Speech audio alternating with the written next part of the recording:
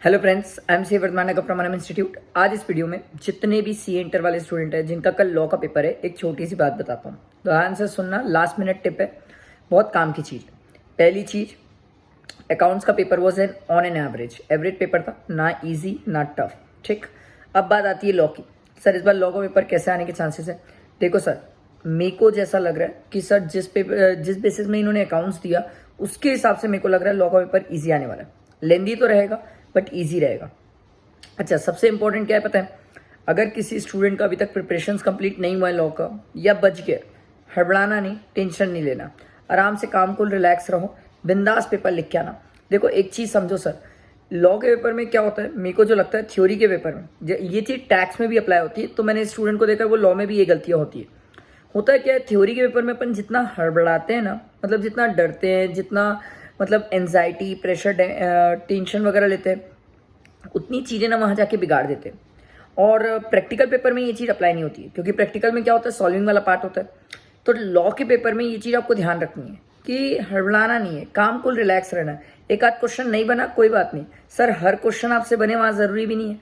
एक आध क्वेश्चन नहीं भी बनता, या एक आध ऐसे क्वेश्चन दिख जाते हैं जो नहीं बन पा रहे हैं, कोई बात नहीं।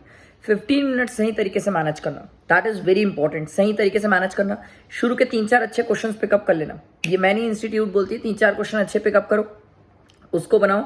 लॉ में आप शुरुआत में हमें अपना बेस्ट दो। अगर आप शुरुआत में लॉ में हमें बेस्ट देते हो तो गारंटीड है हम आपको ज़्यादा अच्छे मार्क्स देंगे, और क्या बोलते हैं, गारंटीड है कि आप पास हो जाएंगे।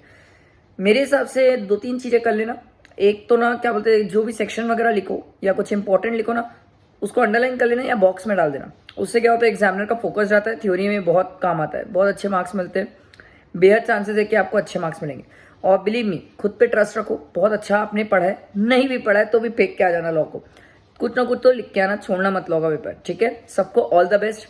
मिलते हैं लॉ के पेपर के बाद कॉस्ट, और कॉस्ट के बाद तो फिर टैक्स में तो मैं आपके साथ हूँ सर। ठीक है, चलो सबको, फ्रेंड्स जितने भी फ्रेंड्स हैं सबको शेयर कर देना। कॉन्फिडेंस रखना है, जितने कॉन्फिडेंस से मैं बोल रहा हूँ उतना कॉन्फिडेंस अपने अंदर रखना है सर, कल पेपर के लिए सर। बहुत अच्छे से कॉन्फिडेंस के साथ जाना है सर। एक आध चैप्टर नहीं भी पढ़ा कुछ नहीं होता, एक आध चीज़ नहीं भी आती कोई फर्क नहीं पड़ता सर।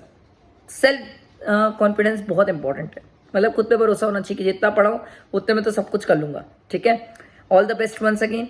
आई होप आप लोग मेरी बात समझोगे, ध्यान रखोगे, अच्छे से पेपर लिखोगे, और आगे जब आप पेपर लिखोगे तो स्पीड रखना। ठीक है, फास्ट लिखना, स्लो मत करना, नहीं तो लॉ का पेपर छूटता भी है लोगों का।